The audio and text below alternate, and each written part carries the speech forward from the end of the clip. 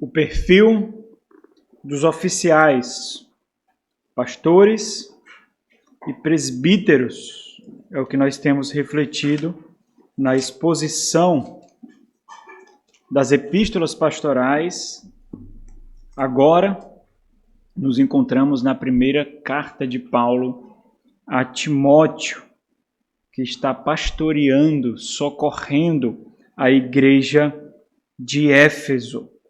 Os oficiais da igreja, é o tema da nossa série, são instrumentos da graça divina para a preservação da casa de Deus. A proposta dessa série é, expondo essas epístolas, tornar mais evidente a filosofia ministerial dessa igreja, da nossa igreja, como nós concebemos, segundo as Sagradas Escrituras, o que é um oficial, seja ele pastor, presbítero ou diácono, e o que compete a ele no exercício dessa função. Nós temos refletido um bocado até aqui, e nós chegamos no capítulo 3, onde nós vemos esse perfil sendo traçado. A semelhança do que acontece, em alguma medida, no Sermão da Montanha, ali nas Bem-aventuranças, onde o Senhor traça o perfil do cristão, o caráter cristão. Então, aquilo como nós vemos como uma lista de virtudes celestial, nós vemos também aqui uma lista de virtudes, mas agora descrevendo não as funções, mas o caráter, o perfil que o capacita para o exercício das suas funções ali. Então essa mensagem ela finaliza a exposição do perfil dos pastores e presbíteros, especificamente da Igreja do Senhor. Com essa, foram 6 exposições observando detalhadamente e por diversos ângulos um dos ofícios nomeados por Deus para a nova aliança em Cristo Jesus. Então, nós vemos 2 ofícios nomeados por Deus na nova aliança. Os presbíteros e os diáconos para a nova aliança em Cristo Jesus. Então, em exposições como essas, o mais comum é que aquelas pessoas que sintam-se vocacionados avaliem a si mesmo.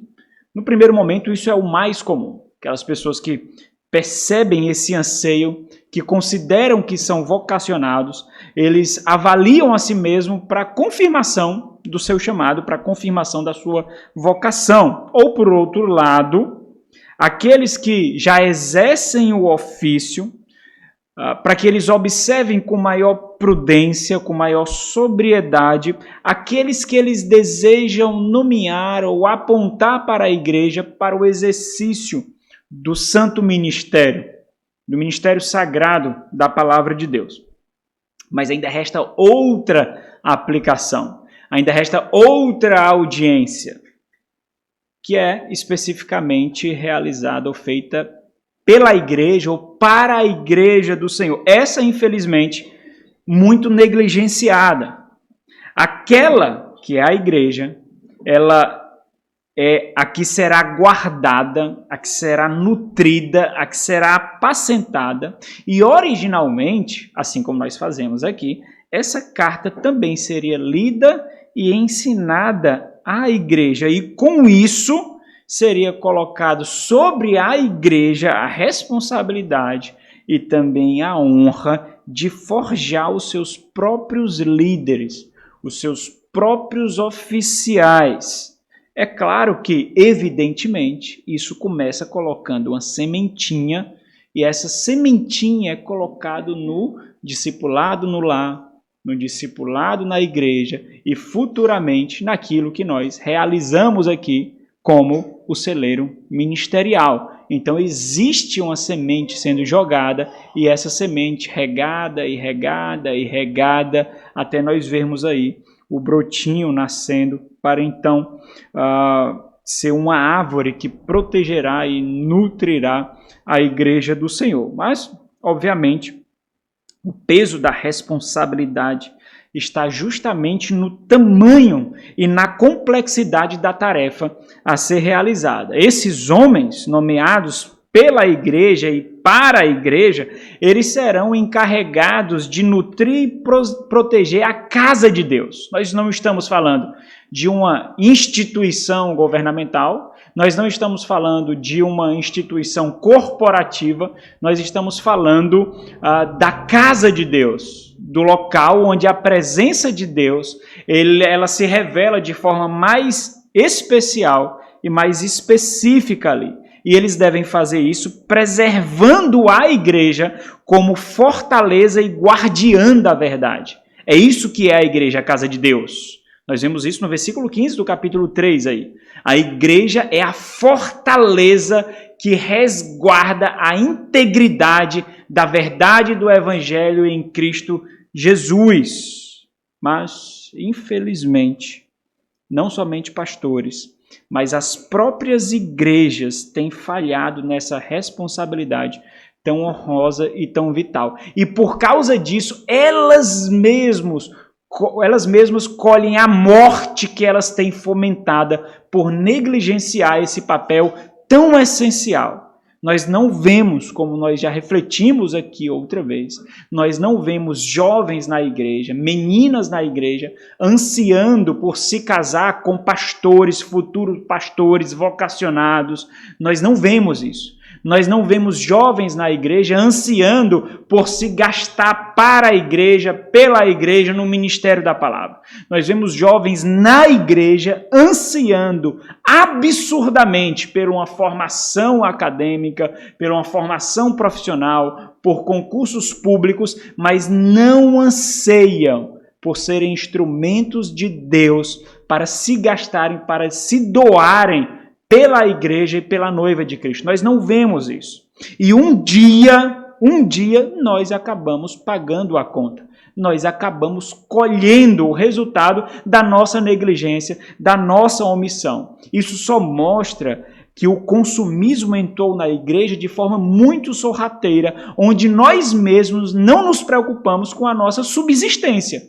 Simplesmente, se nós não tivermos pessoas nomeadas por Deus, designadas por Deus para nos pastorear, outros nos pastorearão, mas não são aqueles separados por Deus.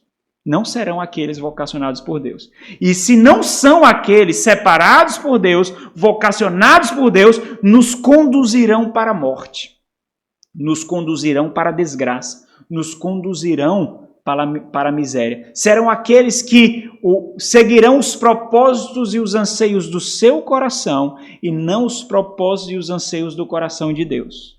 Então, isso só mostra, quando nós percebemos essa realidade da falta de nutrição para o ministério, fazendo com que os jovens, crianças da nossa igreja e até adultos anseiem para eles, isso só mostra que os nossos pés estão mais fincados nessa presente terra do que na terra por vir, nessa presente era do que na era por vir. Isso mostra que nós nos preocupamos muito mais com o alimento material do que com o alimento espiritual, porque nós não estamos investindo a longo prazo aí.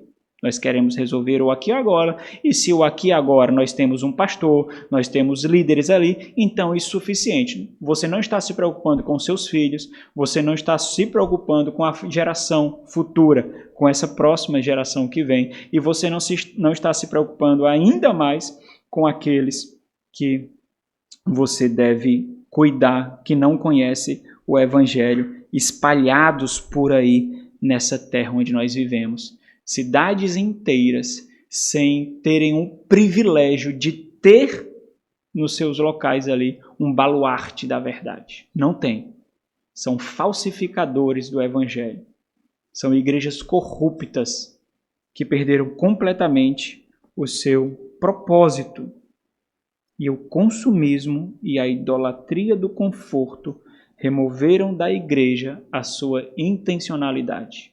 A igreja vive para a bajulação e para o conforto de homens, e não para testificar e resguardar a verdade de Deus. Então, a grande maioria das igrejas está preocupada em observar a si mesmo, em considerar a si mesmo simplesmente como algo tipo um tutor motivacional, ou quando muito, um pacificador religioso, onde a simples participação nutre um tipo de paz interior que traz tranquilidade de consciência.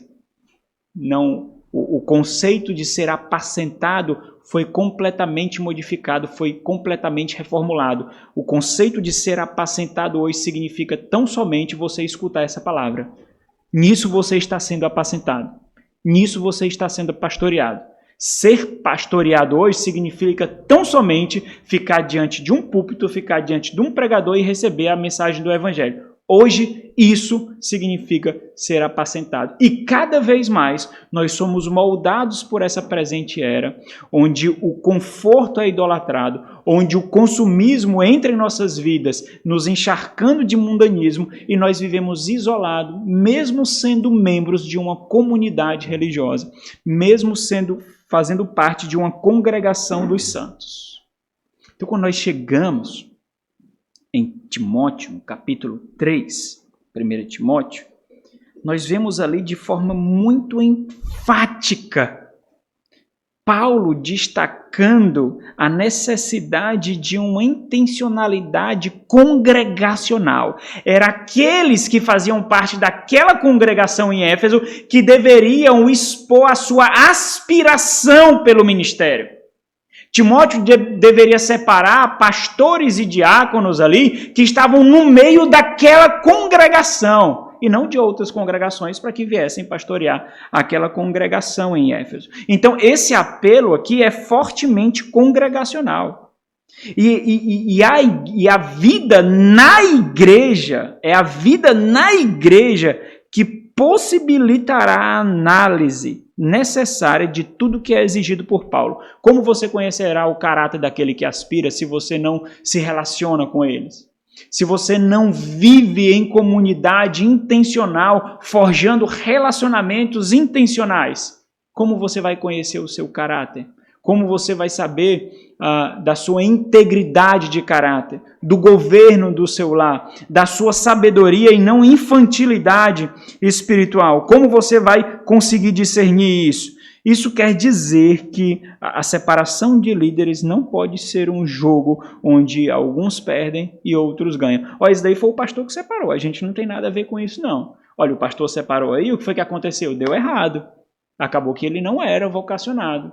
Acabou que ele não era uma bênção, acabou que ele se tornou uma maldição. Então parece um jogo de poder. Alguns perdem, outros ganham, e alguns se eximem da culpa enquanto culpam outros. Mas toda a igreja deve estar envolvida, simplesmente porque ela é o campo a ser cuidado. Ela é o bem a ser guardado. Ela é a noiva a ser protegida, a ser removida a mácula. Então os pastores, eles recebem uma função espiritual, sobrenatural, impossível a eles, né? Eles não são capazes para essa obra. E isso fica muito evidente, porque os pastores, eles têm a função de remover as rugas da noiva. Isso é cuidar dos pecados. Isso é tratar as máculas. Nós estamos, até a vinda de Cristo, nesse grande dia da noiva. E nós temos a responsabilidade de remover as rugas, as manchas, de embelezar. Essa é a responsabilidade. E não dá para fazer isso numa simples pregação, numa simples aula de escola bíblica. É necessário tato, é necessário ter cheiro de ovelha, é necessário relacionamento, é necessário aproximação. Mas pastores e igrejas, sem essa intencionalidade, não realiza essa tarefa. Realiza superficialmente. E o que é que acontece? A falta de envolvimento, a falta de relacionamento faz com que nós também não vejamos o coração. E se nós não vemos o coração, nós não vemos as doenças ali, nós não vemos os pecados ali, porque nós não temos proximidade o suficiente para ser expostos. Então, a nossa igreja acaba se parecendo cada vez mais linda, cada vez mais bela, cada vez mais cheirosa, porque a distância não nos permite sentir o odor, não nos permite tocar, não nos permite enxergar. Então é isso que tem assolado a nossa igreja. Tanto igrejas que são sinagogas de Satanás, como igrejas reformadas. E quando nós colocamos toda essa responsabilidade de forjar líderes nos próprios líderes da igreja, nós estamos limitando os instrumentos para separação, para análise, para diagnóstico. Nós estamos fazendo com que essa responsabilidade tão absurda recaia sobre 4 olhos, 6 olhos, dependendo de quantos líderes tenham, ao invés de uma multidão de supervisores, ao invés de uma multidão de pessoas que vão analisar o caráter juntamente com os seus líderes. E nós perdemos aí muitos instrumentos. Então entendam, irmãos, a vida da igreja e na igreja é sobrenaturalmente complexa. E nós precisamos entender isso. Porque quando você entende isso, você entende o tamanho da responsabilidade que você tem como participante da igreja, como aqueles que você nomeou para ser os seus líderes, os seus oficiais, também têm. Então nós estamos falando da porção do reino de Deus na terra, reunida localmente. É isso que é a igreja. Nós estamos falando da embaixada e congregação dos habitantes do mundo por vir. É isso que é a igreja. Nós estamos falando da batalha constante pela mortificação da carne, sem a impregnação do legalismo e do moralismo. É isso que é a igreja. Nós estamos falando de uma busca intensa por santificação e piedade, sem isolamento e reclusão social. É isso que é a igreja. Nós estamos falando, irmãos, da luta ininterrupta para identificar e punir pecadores impenitentes, amar pecadores, amar santos que ainda pecam, mas vivem em arrependimento, preservar a santidade do corpo, sem matar o irmão ou a parte mais frágil na fé. É isso que é a igreja. Nós estamos falando disso. É sobrenaturalmente complexa, é impossível a homens. Nós estamos falando disso quando nós observamos dessa forma, por um prisma pastoral e não teologicamente frio. Nós entendemos que não é preciosismo compreender de fato a necessidade de cada atributo destacado por Paulo. Ele não está destacando ou listando ali algo que pode ou não pode. Muitos e muitos desses atributos são subjetivos, sim. São intangíveis. São imateriais. Por isso é necessário discernimento, sabedoria e relacionamento. Porque nós precisamos validar o caráter. Porque você pode validar capacidade. Olha, ele expôs muito bem, tem um tema central, tem uma proposição que ele segue, esses pontos seguem essa proposição e responde essa pergunta orientadora e os pontos condiz com o texto. Então a mensagem é homileticamente estruturada e é fiel às Sagradas Escrituras. Isso você pode analisar, mas como é que você analisa o caráter? Você pode dizer assim, ó, isso que ele prega é fictício. Ele não vive isso. A sua esposa não é assim. Nem os seus filhos são condizentes com a mensagem que ele prega. Como você é capacitado a responder isso? A avaliar o caráter imaterial, intangível. Como você avalia isso? O grande problema é porque nós aprendemos a fazer o oposto do que Paulo faz. Paulo exalta o caráter e aponta a habilidade.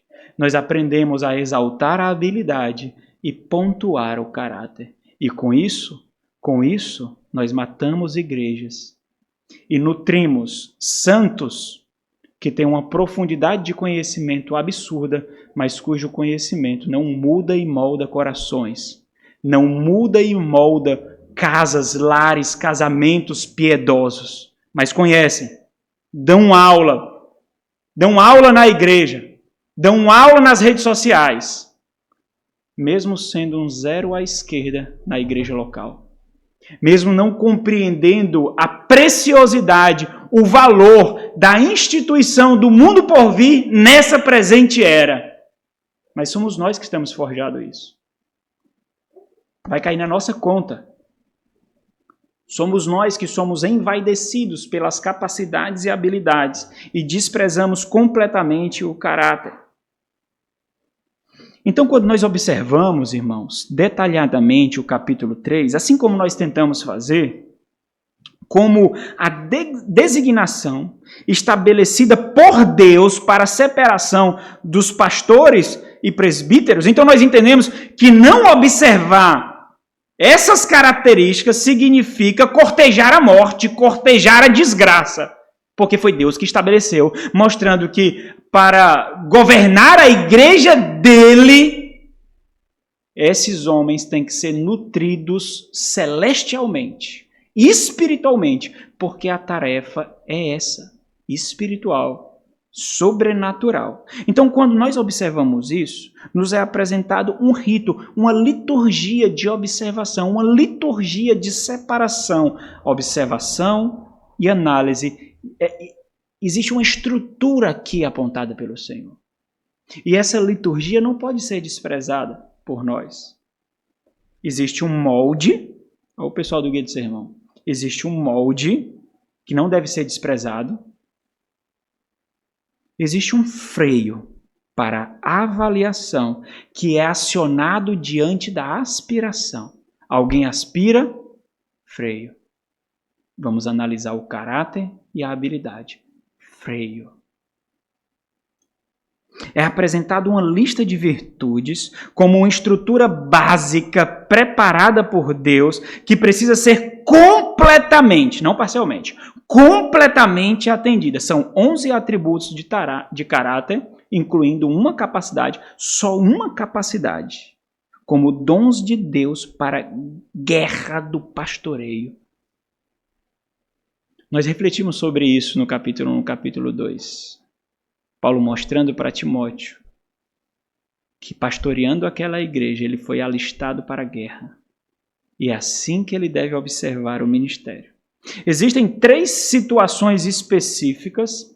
Essas situações específicas são apresentadas por Paulo como campos de simulação. É isso que é o governo do nosso lar. É um campo de simulação. Por isso que se nós não governamos bem a própria casa, é óbvio que nós falhamos no campo de simulação, nós falharemos na casa de Deus, que é a igreja. Essas 3 situações específicas são como campos de simulação que provarão a veracidade do caráter aprovado por Deus para a obra da igreja. Um puritano chamado Thomas Brooks, refletindo sobre o ministro, sobre o oficial, e como ele é precioso quando é enviado por Deus para a igreja. E é assim que a igreja deve receber. Ministros piedosos são dons de Deus para a igreja. Ele diz o seguinte: os ministros de Deus precisam falar ao povo como se estivesse em seus corações, como se lhes tivessem sido revelados todos os seus desejos e todos os seus caminhos, todos os seus pecados e todas as suas dúvidas, como se ele estivesse habitando aí. Eu sei o que é o pecado, eu sei. Eu sei o que é a defraudação, a inveja, a hipocrisia, a superficialidade. Eu sei o que habita nesse coração. Então nós chegamos nesse perfil. Como um homem capacitado por Deus para pastorear de tal forma, para nutrir espíritos, para moldar almas. Como um homem capacitado por Deus para isso? Nós vemos Paulo nos passando uma estrutura. Primeiro, existe um forte anseio no seu coração, uma paixão gritante, quase impossível de ser abafada. Versículo 1, capítulo 3. Fiel é a palavra. Se alguém aspira, se alguém anseia, se alguém deseja ao episcopado, a supervisão da igreja, saiba que excelente obra almeja. E ele tem que entender que é excelente, porque no exercício do ofício, inúmeras vezes, Satanás vai colocar diante da sua cara de que aquilo que ele almejou não é bom, não é excelente, causa dor, mata, corrói. Mas ele precisa entender, excelente obra ele almeja. Boa obra ele almeja. E é esse anseio dele que fortalecerá ele na perseverança. Então, a aspiração é o combustível da convicção. É essa aspiração que nutrirá a sua convicção para fazê-lo perseverar. E essa perseverança só acontece porque é essa aspiração que não permite que ele não desista, e isso é preservação, é dada pelo próprio Deus, porque ele sabe que ele só encontra realização gastando a sua vida para edificar a vida de outros.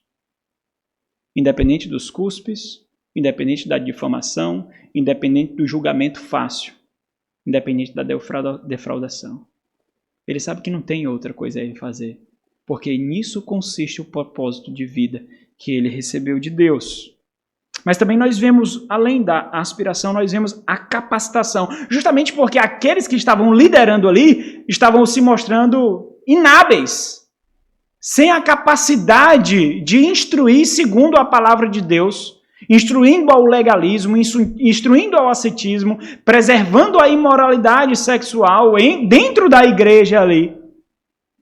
Então esses precisam também receber a capacitação como um dom divino para instruir a palavra de Deus. Afinal de contas, a casa de Deus é a fortaleza da verdade, é a guardiã da verdade, é o baluarte da verdade. Versículo 2. É necessário, portanto, que o bispo seja repreensível, esposo de uma só mulher, temperante, sóbrio, modesto, hospitaleiro e apto para ensinar. Então, a capacitação é o dom dado por Deus para a edificação da igreja. Não é para o seu ego, não é para a sua arrogância, é para a edificação da igreja. Não é para a sua exaltação, não é para a conquista de holofotes, é para a edificação da igreja. É o dom dado por Deus para a edificação da igreja. Bom, eu li um versículo que destaquei 3 palavras no primeiro. No segundo, eu destaquei uma breve sentença, que é a capacidade ali. Então, nós nos gastamos demasiadamente no caráter.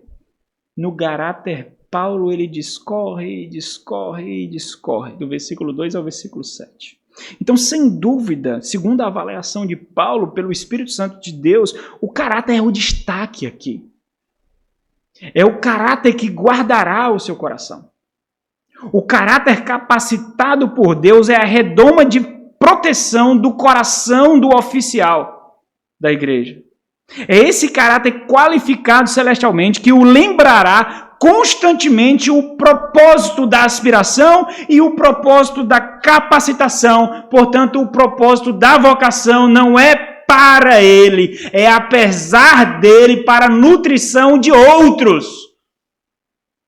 E ele tem que lembrar disso constantemente, porque muitas vezes vai parecer que a corrida está sendo vã, que o trabalho não surte efeito, que o pecado prevalece, que a corrupção aumenta, que cada vez mais as ovelhas que Deus confiou a ele protegem os seus corações dele e ele não consegue alcançar. Haverá essas noites mais densas, esses dias mais sombrios. É a convicção de vocação que fará perseverar. Então, o caráter qualificado por Deus molda essa capacidade a serviço da igreja e o torna escravo da igreja. Diante disso é necessário o testemunho, tanto o interior como o exterior. Interior é o testemunho da própria igreja ao seu respeito, não dele mesmo. E exterior é o testemunho da sociedade a seu respeito também, porque de alguma forma ela precisa ser alcançada para a igreja.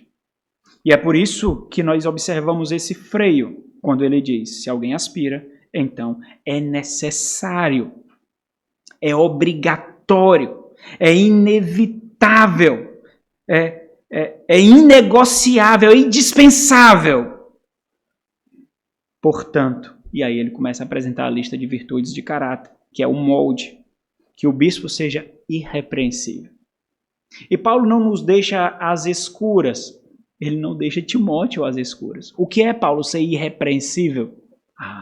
Ele descreve o que é ser irrepreensível. Portanto, o termo aqui é um título para todas as virtudes ali. É um sumário para todas as virtudes. Então, ele sumariza em 11 atributos e 3 situações específicas onde nós provaremos que nós temos esses atributos ali. Ele diz, né? O esposo de uma só mulher, aqui é fidelidade conjugal, temperante, sóbrio, nós já refletimos sobre tudo isso, modesto, hospitaleiro, apto para ensinar, não dado ao vinho, não violento, porém cordato, inimigo de contendas, não avarento. Essa qualificação dotada por Deus colocará pastores obrigados a Ele e não a homens, a satisfazer as vontades dEle e não de homens. Isso é importante, por quê? Porque isso o colocará em constante desconforto de subjugar vontades. Constante desconforto. Ele precisa entender isso muito bem, porque o desconforto será o seu companheiro dia e noite. O seu compromisso será equipar uma igreja que glorifique o Senhor integralmente. Então, homens assim, irmãos, são presentes de Deus, dons de Deus em um mundo de corrupção, de miséria, de conforto e de consumo. George Whitefield, que foi um evangelicalista, herdeiro dos puritanos, ele refletiu sobre o que é uma igreja possuir homens assim. Ele disse, como Deus não pode enviar maior bênção para uma nação ou para um povo do que dar-lhes ministros fiéis, sinceros e justos.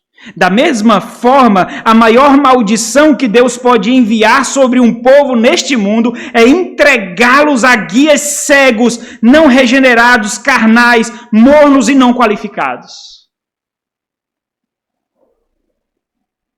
Então nós vemos 3 situações específicas onde Paulo diz, olha, se não for possível ainda, com esse detalhe que eu dei, observar se essas pessoas têm esses atributos, então eu vou mostrar 3 campos de simulação, onde você pode observar, com eles vivendo onde vivem, se eles realmente têm essas qualificações interiores no seu caráter, colocadas por Deus. Então ele mostra 3 preocupações ou situações específicas. Então Paulo constrói 3 cenários em que os atributos exigidos por ele serão aplicados. Ou seja, nessas situações nós exibiremos se temos ou não os atributos que nós consideramos ter. Então, nesse sentido, não adianta verbalizar o que não existe interiormente.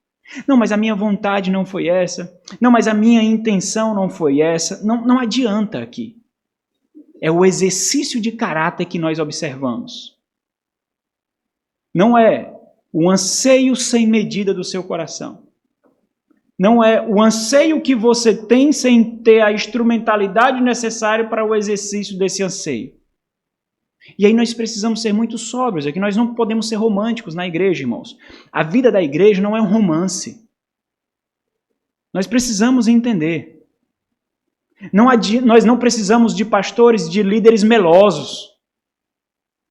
Nós não precisamos de pastores, de líderes que se derretem diante de lágrimas. Nós não precisamos. Isso vai contrário ao que nós precisamos. Nós precisamos de líderes vocacionados e comprometidos com o Senhor, apesar de nós. Nós precisamos de líderes assim. Que subjugarão as nossas fraquezas, os nossos corações, as nossas vontades, se preciso for, para nos levar para o encontro com o nosso Senhor. Nós precisamos de homens assim. Homens cuja nossa bajulação não os dobrará. Nós precisamos de homens que não pararão diante da nossa melosidade e nos olharão por detrás, entre as nossas palavras, transpassando as nossas palavras, as nossas lágrimas, os nossos choros, as nossas emoções. Homens que sabem fazer o cálculo do caráter. Você já fez isso algumas vezes, irmão. Você já fez isso algumas vezes. Essa não é a primeira vez. Eu vou lembrar você. Você fez isso assim, assim e assim. Você pode não enxergar, mas isso é perceptível. Isso testemunha do seu caráter. Sabe por quê? Porque mostra que você faz sem intenção. Você não planeja, mas você faz. Por que você faz? Porque faz parte da sua estrutura fazer isso. Você faz sem planejar. Você faz sem medir. Simplesmente você faz. É inconsciente. O que isso diz a seu respeito? Que você está expondo o seu caráter. Você faz o que você é. Simples assim. Nós precisamos de homens que discernem isso, irmãos. Homens que nos aponte isso. Nós precisamos. Nós precisamos de homens que veem o nosso coração, talvez como nós não vemos. Nós precisamos de homens assim. Por que eles fazem isso, irmãos? Por que eles têm esse discernimento, irmãos? Por quê? Porque eles foram dotados para isso. O Senhor garantiu que as suas ovelhas chegarão ao seu aprisco. Ele garantiu isso. E como ele garantiu isso, irmãos? Dando pastores dotados por ele. Por ele! Isso seminários não formam. Faculdades teológicas não formam homem assim. Não formam. Isso é forjado no coração de Deus. E nós precisamos estar à igreja onde nós reconhecemos esses homens. Esses homens. Porque nós nos doamos à sua liderança. Nós nos entregamos à sua liderança. Porque nós reconhecemos a mão de Deus.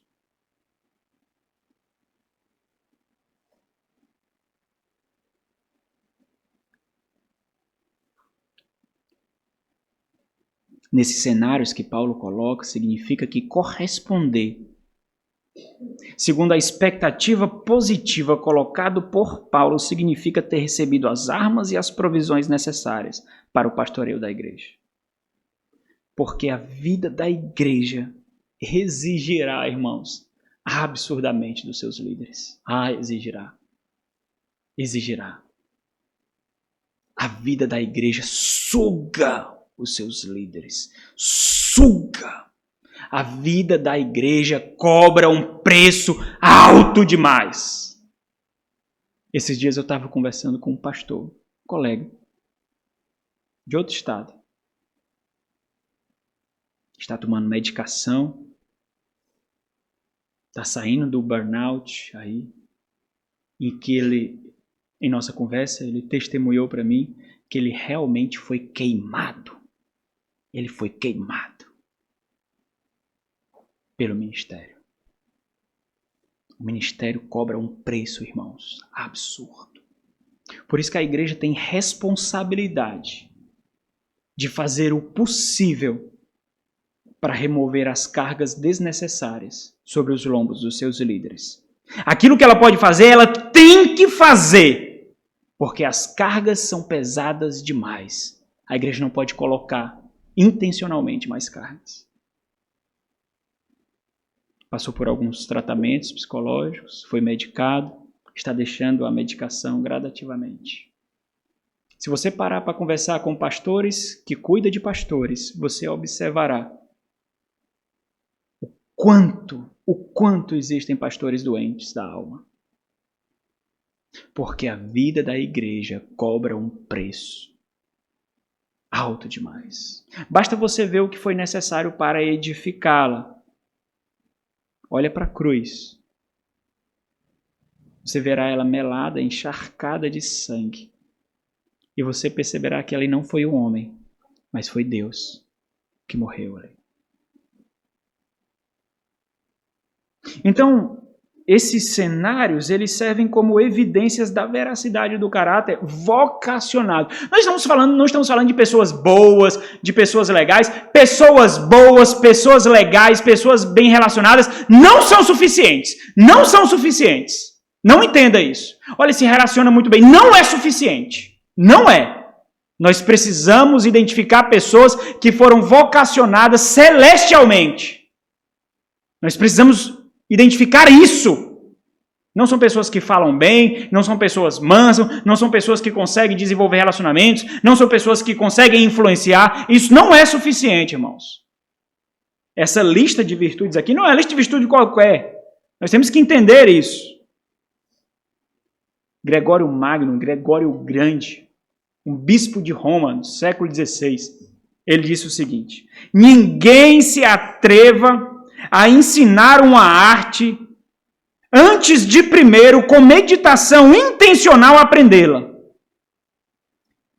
Que precipitação, pois, do inábil assumir a habilidade, a autoridade pastoral, visto que o governo das almas é a arte das artes.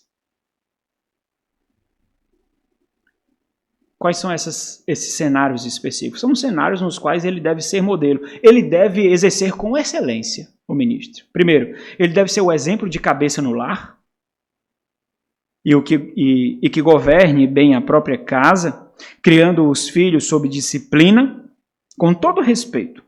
Pois, se alguém não sabe governar a própria casa, como cuidará da igreja de Deus? Paulo continua. Ele deve ser um exemplo de maturidade espiritual. E não seja neófito, não seja imaturo na fé, para não suceder que se ensoberbeça ou que seja conduzido pela vaidade e então incorra na condenação do diabo, do mesmo destino que o diabo teve. Alguém disse certa vez, eu vi essa citação, achei interessante demais, ele disse assim: o orgulho é a adoração idólatra de nós mesmos, a religião oficial do inferno. A imaturidade na fé exibe uma brecha em que a vaidade atua e o conduz a fazer suas próprias vontades, que são carnais e não a de Deus.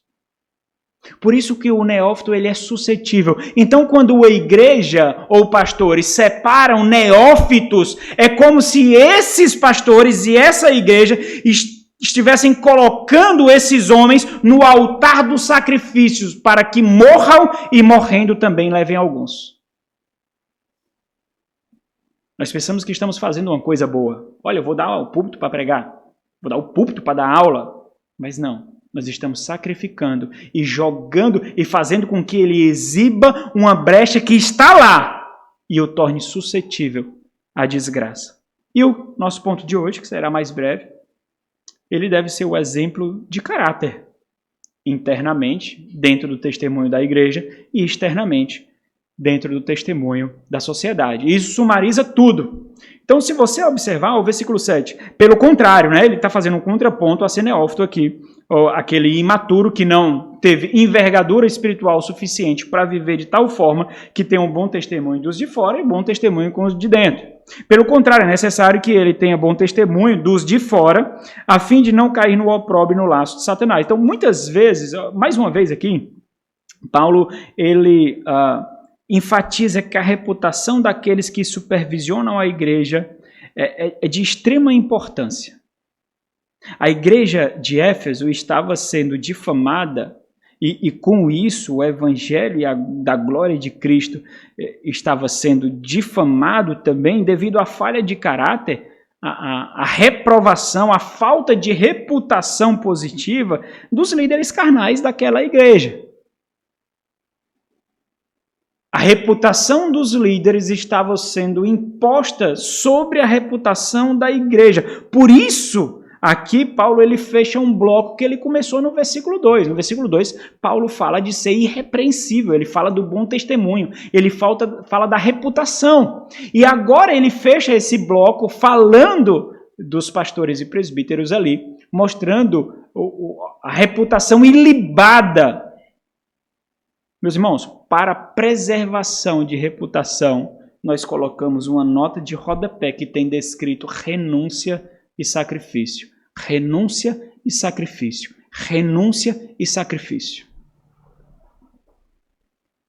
Isso é o que é necessário para forjar uma boa reputação. Por que você vai renunciar? Por causa da vocação. Por que você vai se sacrificar? Por causa do propósito de glorificar a Deus que você recebeu. O versículo 2 diz assim: é necessário, portanto, que o bispo seja irrepreensível. E aí ele começa a descrever o que é isso. A aplicação básica aqui é que a reputação de seus líderes será imputada sobre a igreja. Então Paulo, ele amplia a necessidade dessa boa reputação e ele não coloca essa boa reputação não somente internamente, ou seja, com testemunho daqueles que fazem parte da igreja, onde nós já tratamos até aqui, mas agora Paulo ele destaca a necessidade do bom testemunho dos de fora, essa aprovação de caráter com aqueles que estão fora da igreja também. Então, Paulo faz essa mesma reflexão em diversos outros momentos. Essa não é a primeira vez que Paulo, se você observar, o ponto alto da argumentação da carta de Paulo aos Gálatas é defender especificamente o seu apostolado. Porque a reputação que estavam colocando sobre ele tinha o objetivo de corromper a mensagem que ele pregou, que era o evangelho da salvação em Cristo Jesus. Mas Paulo fala isso em outros momentos. Vamos ver aqui, a 1 Coríntios capítulo 10. 1 Coríntios capítulo 10, versículo 32 e 33. Paulo diz assim: não vos torneis causa de tropeço nem para os judeus, nem para os gentios, nem tampouco para a igreja de Deus. Assim como também eu procuro em tudo ser agradável a todos, não buscando o meu próprio interesse, mas o de muitos, para que sejam salvos. Colossenses 4, 5, diz assim: portai-vos com sabedoria, para com os que são de fora, aproveitai as oportunidades. Primeira carta de Paulo aos Tessalonicenses, capítulo 4. 1 Tessalonicenses, capítulo 4, versículo 12, diz assim: de modo que vos porteis com dignidade para com os de fora, e nada venhais a precisar. 1 de Pedro, capítulo 2. 1 de Pedro, capítulo 2, versículo 12, diz assim: mantendo exemplar o vosso procedimento no meio dos gentios, para que naquilo que falam contra vós outros, como de malfeitores, observando-vos em vossas boas obras, glorifiquem a Deus no dia da visitação. Versículo 15, agora o mesmo capítulo. Porque assim é a vontade de Deus, que pela prática do bem façais emudecer a ignorância dos insensatos. Isso é requerido não somente dos oficiais, esse peso recai ainda mais sobre os oficiais, mas é requerido sobre todos os membros. Então, essa é uma das preocupações centrais de Paulo, o fato de que nada pode ser colocado como obstáculo do progresso e avanço do Evangelho de Cristo Jesus, especialmente por aqueles que são encarregados de pregá-lo, de ensiná-lo. Ou seja, a igreja não deve construir muros, não deve fechar portas para a sociedade na qual ela está inserida, simplesmente porque essa sociedade é o campo de atuação da missão da igreja. Fazer com que mais e mais pessoas engrossem as fileiras de adoração do Rei dos Reis e Senhor dos Senhores. Agora, o que significa isso de forma prática? Observe o capítulo 3 de 1 de Paulo a Timóteo. O versículo 15. Nós só conseguimos fazer essas renúncias e sacrifícios se nós olharmos para a igreja como Deus vê. Como Deus vê a igreja, irmãos? Nós já refletimos sobre isso várias vezes em Efésios capítulo 5. Vamos refletir agora aqui. Como Deus vê a igreja? Para quê? Se eu tardar, diz Paulo a Timóteo, fique cientes de como se deve proceder na casa de Deus. Quem subirá ao seu santo monte? Quem habitará com o Altíssimo, diz o salmista? Aquele que é puro de lábios e limpos de coração. Casa de Deus, habitação de Deus. Deve proceder na casa de Deus, que é a igreja do Deus vivo, coluna e baluarte da verdade. Nós temos o dever de defender a integridade e dignidade da igreja do Senhor. A reputação e dignidade da igreja está acima de qualquer outra instituição ou vida, qualquer outra. Isso deve ser claro para todos aqueles que a compõem, mas deve ser imprescindível, inegociável aos oficiais da igreja. É essa percepção que faz com que os oficiais muitas vezes repreendam com rigorosidade. E mais, irmãos, é essa responsabilidade que faz com que os oficiais vejam como grandes pecados e ações que membros comuns veem como inofensivos. Ou seja, os oficiais da igreja, se necessário for, preste atenção nisso, irmãos, os oficiais da igreja, e a igreja tem que observar isso naqueles que são vocacionados. Os oficiais da igreja, se necessário for, precisam mudar o seu estilo e o modo de vida para testificar a esse respeito. É o peso da vocação que vai fazer com que nós observemos que nada mais é superior a se gastar pela obra ao serviço do Senhor. Nada mais. Nada mais. Isso porque, disse um comentador bíblico, enquanto a sociedade frequentemente respeita os ideais notáveis do caráter cristão, ela sempre condena a hipocrisia, especialmente dos seus líderes. É isso que nós vemos com muita facilidade. As nossas honras não são apontadas com facilidade, mas os nossos erros são expostos agressivamente. Porque a sociedade tem os olhos afiados para expor a hipocrisia daqueles que pregam e não vivem. A hipocrisia daqueles que colocam um fardo pesado sobre as costas de outros, enquanto esses mesmos não levam em suas costas. Então, vamos para o texto aqui propriamente dito. Versículo 7. Pelo contrário, obviamente ele está fazendo um contraste com os neófitos, com neófito aqui, lembrando os irmãos que não é quanto à idade, mas a idade espiritual no que concerne à maturidade, porque Timóteo também era um jovem. Neófito é aquele que não tem estrutura suficiente espiritual para discernir. E discernimento é um dos bens mais preciosos no pastoreio. Mais preciosos. Discernimento consiste em enxergar e discernir aquilo que agrada ou não agrada a Deus, aquilo que corresponde ou não aos propósitos de Deus, aos ideais de Deus. Os neófitos aqui, esses imaturos, e aí ele está fazendo um contraste aqui, não esses, pelo contrário, é necessário, mais uma vez, o freio, é inevitável, é indispensável, é obrigatório que ele, pastores, presbíteros, tenham um bom testemunho, aqui a reputação de caráter, e aqui esse termo ele faz referência à opinião de alguém sobre outra pessoa. Então ele está mostrando que é necessário que a nossa reputação para com os de fora da igreja seja boa. Dos de fora é justamente aqui dos incrédulos mesmo, aqueles que não pertencem à igreja. E Paulo mostra, irmãos, por que isso é importante? Porque a nossa vida, a vida de todos nós, a vida da igreja, a vida dos oficiais, ela nos consome muito.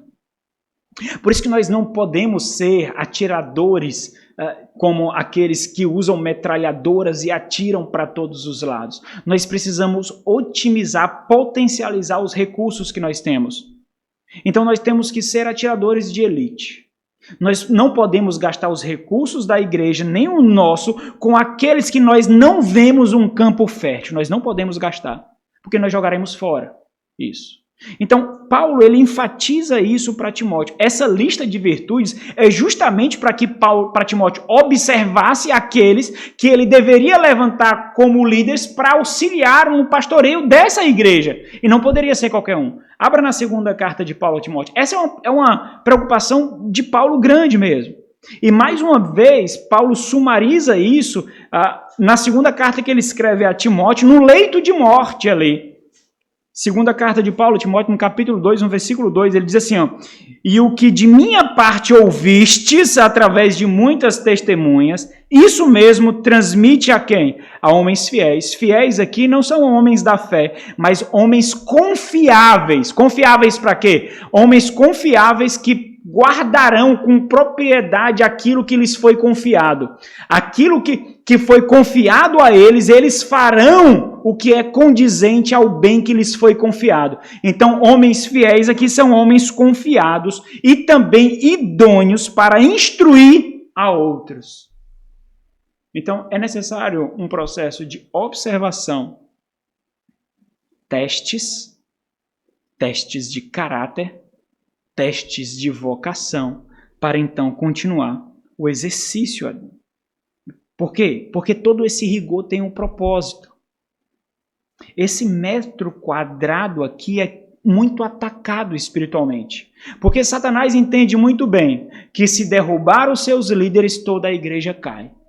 Satanás entende muito bem. Essa é uma lei da liderança em todas as áreas. Quando um líder cai, todos caem. Quando o comandante é derribado, acaba-se a guerra. No campo de batalha é assim. Tem um propósito para isso. Volta lá para o versículo 7. A fim de que todo esse rigor, para que esses já experimentados, eles não caiam no opróbrio. Opróbrio aqui seria a depreciação, a reprovação. Aqui é a ideia de descrever uma desgraça extrema. Esse mesmo termo, um termo cognato a ele, se for utilizado, por exemplo, para falar da crucificação do Senhor Jesus Cristo. Ele desenvolve um pouquinho mais e disso para mostrar o que isso significa. O que é essa desgraça extrema? É sendo suscetíveis tornar-se marionete de Satanás. E no laço e na armadilha do diabo. Então, observe que para Paulo, um caráter íntegro não é luxo, não é exagero, não é glamour, é proteção, irmãos. É preservação, é solidez, tanto para o ministro como para a igreja. E isso é ainda mais interessante quando nós lembramos o que aconteceu com a igreja de Éfeso. Eles sucumbiram justamente porque o fronte de proteção da igreja, que são os seus líderes, aqueles com os quais Paulo se encontrou em Atos capítulo 20, não se mantiveram firmes. E a igreja sucumbiu porque os seus líderes caíram. Então essa lista, essa percepção é ainda mais agressiva quando nós entendemos esse contexto histórico. Aqueles que estavam liderando a igreja caíram justamente nisso, no qual Paulo exorta a Timóteo. Então, conforme o próprio Paulo mais adiante mostra, cair nessa armadilha significa cair numa armadilha da vaidade, cair na armadilha do ego, significa ser conduzido não por Deus, mas pelo governador do reino parasitário, que é Satanás. Abre na segunda carta de novo, no capítulo 2, no versículo 26.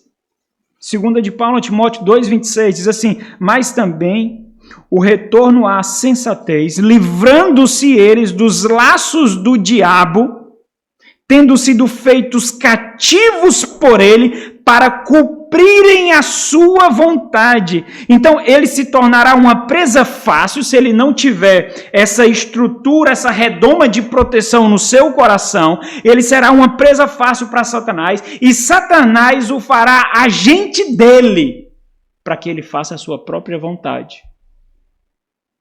Quando isso acontece, quando esse homem não tem essa redoma de proteção, não tem essa integridade de caráter, e quando ele passa a ser escravo de Satanás, agente de Satanás, e vive segundo as suas próprias vontades, Deus remove os limitadores de piedade.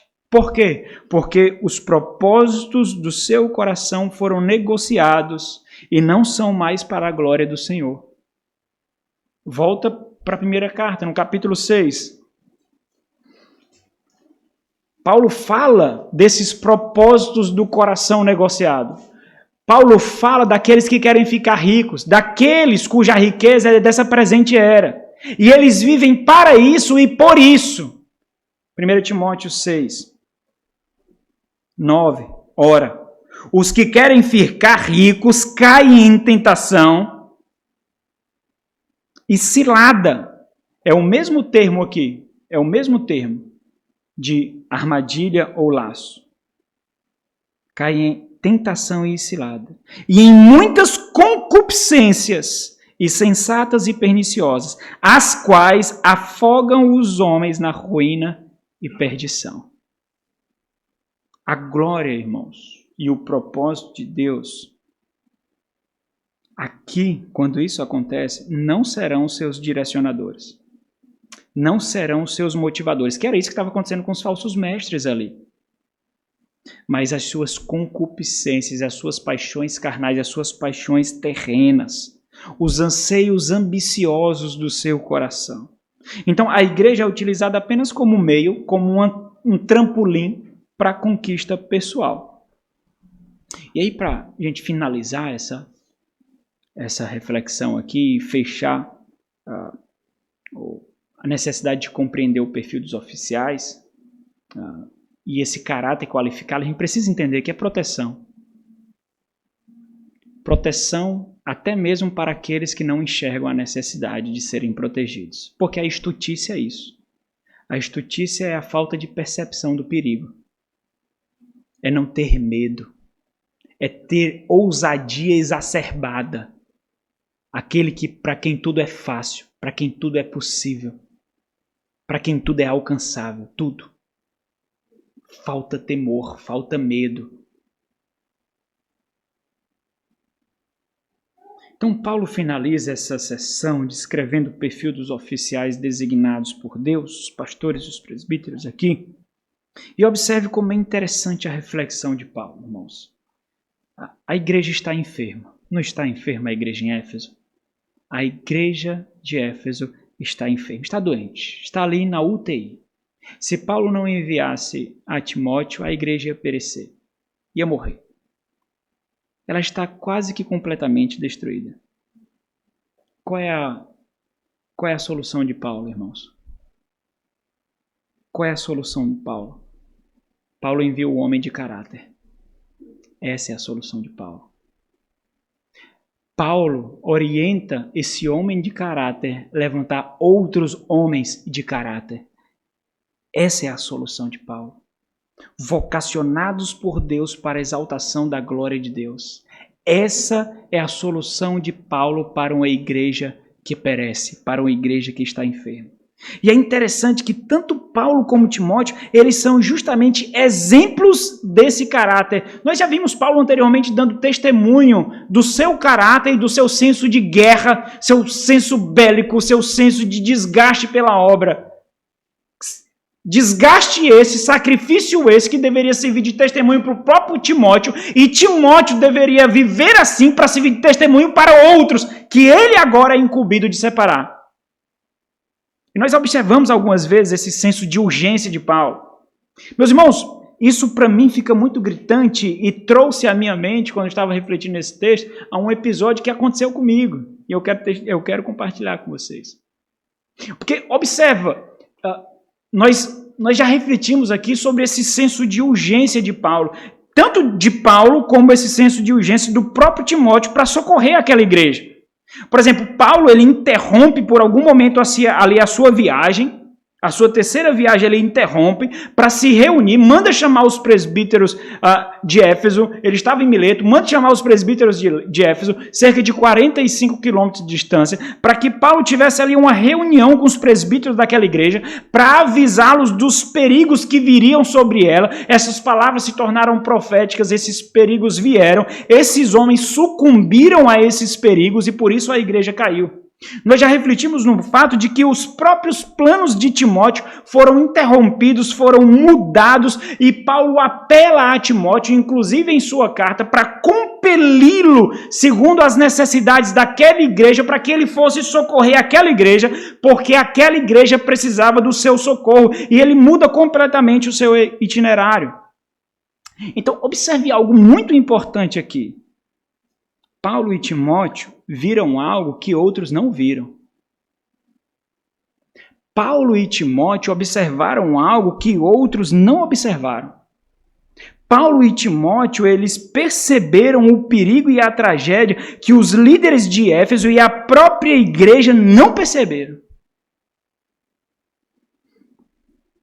A pergunta, irmãos, mais óbvia é por quê? Por quê? E aí eu quero que você abra em 2 Coríntios capítulo 11. Aqui é uma das listas em que Paulo descreve, ele enumera o que o ministério estava custando para ele, o preço que o ministério cobra, como o dispenseiro da graça de Deus. E aqui nós vemos uma lista que só de ler dói, nos causa angústia, nos causa temor. Então, no versículo 28 do capítulo 11 de 2 Coríntios, no auge da sua lista, no topo da sua lista, Paulo aponta uma constante dor e angústia no seu coração, muito além dos açoites, naufrágio e de ser apedrejado. Aquilo que lhe causava intensa e constante inquietação interior, que o fazia olhar para a igreja com rigor e o zelo muito maior do que aqueles que ele constituiu ali olhavam. Ele diz, além das coisas exteriores, há o que pesa sobre mim diariamente, a preocupação com todas as igrejas. E aqui está parte da resposta. Sabe qual é a resposta do porquê? Porque existem preocupação e dores que somente pastores têm. Existem preocupações e dores, irmãos, que somente pastores têm. E se você perceber que os seus pastores sentem essas preocupações e dores, é uma honra para você fazer parte de uma igreja como essa. Eu vou compartilhar com você um testemunho pessoal.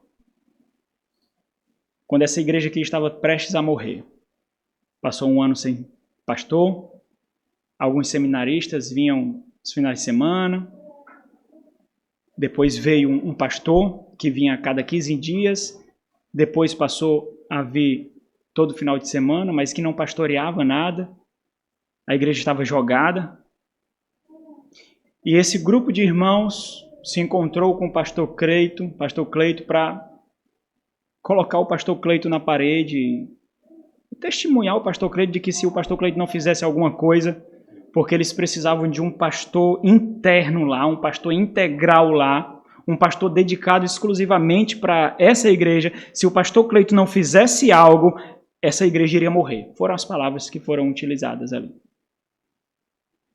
O pastor Cleito falou comigo, prontamente eu aceitei, mas esse não é o testemunho de vitória, não é o ponto que eu quero contar. O ponto que eu quero contar é que naquele final de semana em que eu aceitei o convite, naquele final de semana, no sábado, eu iria ter um encontro com um grupo pequeno. Era líder do grupo pequeno de jovens casais.